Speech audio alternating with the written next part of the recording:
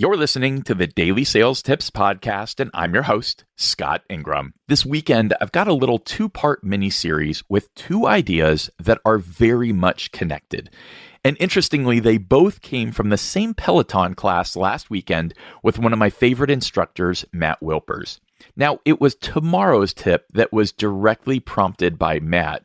It was actually what I saw on somebody else's profile that flashed by on the leaderboard and prompted today's. It was simply the word do, followed by the greater than sign, followed by the word say. Do is greater than say. I so identify with this. In fact, I said somewhat spontaneously on the stage at the Sales Success Summit a few years ago that I'm much more interested in learning from what the doers do than from what the sayers say. That's still very true and kind of what the Sales Success Stories podcast is all about. But today, I want to talk about what it says about us. The other thing this idea says is that talk is cheap.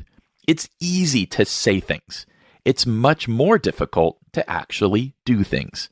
Actions speak louder than words. So what will you do? As we come up to the end of the year here and start to think about our goals and aspirations for the next, we're probably going to say some things. Better yet, we might write down some of our goals, and that's all good stuff.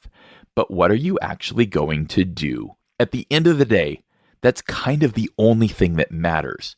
What can you say about yourself and the kind of person that you are through your actions and what you do? Give that some thought, and tomorrow I'll build on the idea and talk about how discipline is greater than motivation.